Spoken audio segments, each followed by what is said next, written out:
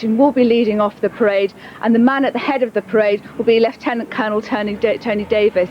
Lieutenant Colonel, you actually went back to the Falklands this year. You're a Falklands veteran. It must have been very poignant for you. Yes, it was, and something I never thought I'd do, or never thought indeed that I wanted to do. But I went down to set up the pilgrimage of the 200 veterans who were down at the moment, and it was an extremely poignant time for all of us. One of the things that's been happening is that the Duke of York has laid a wreath at Darwin Cemetery, which is where the 7 Argentinian soldiers are buried who died. What are the feelings amongst the Falklands veterans about that? I think the same as the feelings about our own dead. They were soldiers doing their duty, the same as we were. They were caught up in a conflict which they probably didn't want to be caught up in, and one of reflection and one of sadness too. You've got around 300 of your veterans here today, but obviously other veterans from other conflicts represented, that their numbers dwindling really over the years. Is the feeling as strong as ever about holding this sort of remembrance service? I think so, and I think it will get stronger.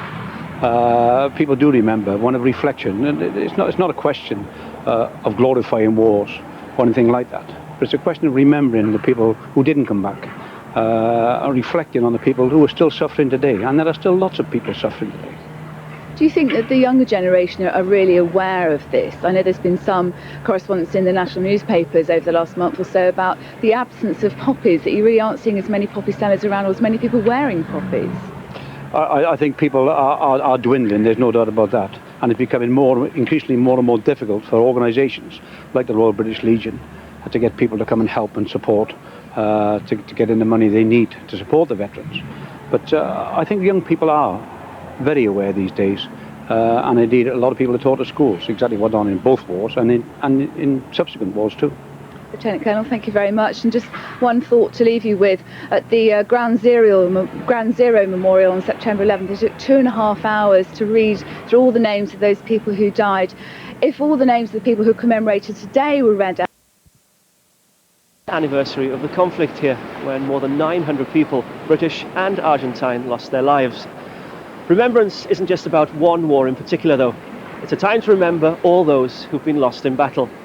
But tonight I'll be hearing firsthand from soldiers and islanders how their faith has helped them deal with the pain of war. Our music tonight comes from the Falkland Islands Memorial Chapel back home at Pangbourne College in Berkshire. Place like God's love. Whilst being a conventional school, there's also a strong naval tradition here. So it was seen as the perfect place to build a living memorial to those who sacrificed their lives. Many veterans and families of those who were lost in the conflict have joined us in this act of remembrance for all the fallen.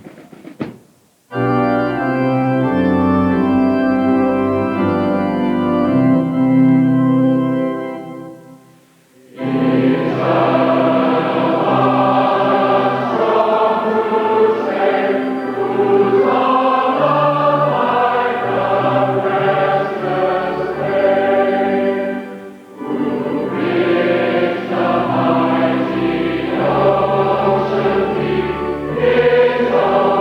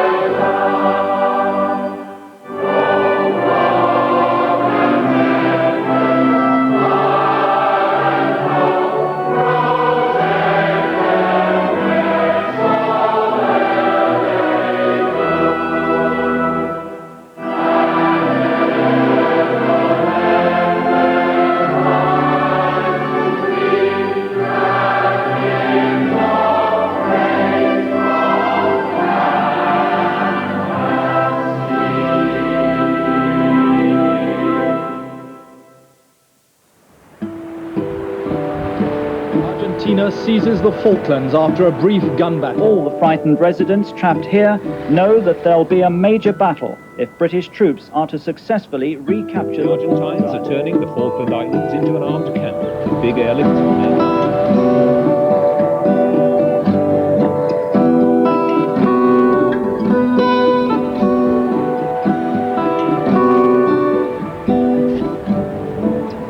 At dawn on April the 2nd, 1982, this beach at York Bay, just a couple of miles from the capital of the island, Stanley, became a landing point for a large part of the Argentine force. Back then, the closely knit community was struggling, with many young people leaving to find work elsewhere. Nowadays, the population has grown to over 2,500 people, and it's thriving thanks to new businesses and a growing tourist industry. This is Ross Road, the main road through Stanley. It's hard to believe that this quiet, picturesque place was once swarming with thousands of troops.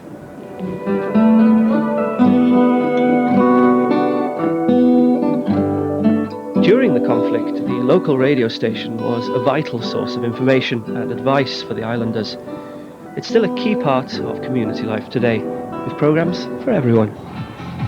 You are listening to Mad Saturday Night Dance Mix here on FIBS.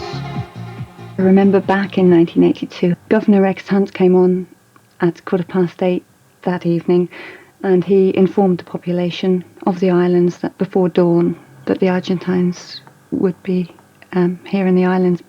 There is mounting evidence that the Argentine armed forces are preparing to invade the Falkland Islands.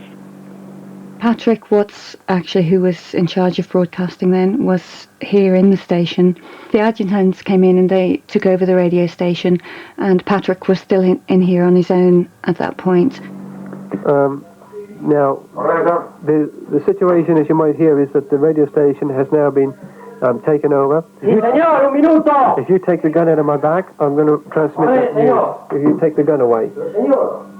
But I'm not speaking with the gun in my back. These days, there's a British military base to defend the islands, and there are 2,000 servicemen and women at Mount Pleasant, 35 miles from Stanley. And there's a small but strong Christian community here.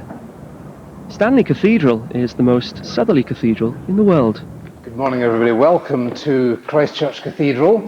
This morning's service is a service of Holy Communion. I've been worshipping here for about 60 years. It was very important to me to come to the cathedral during the conflict to worship the Lord.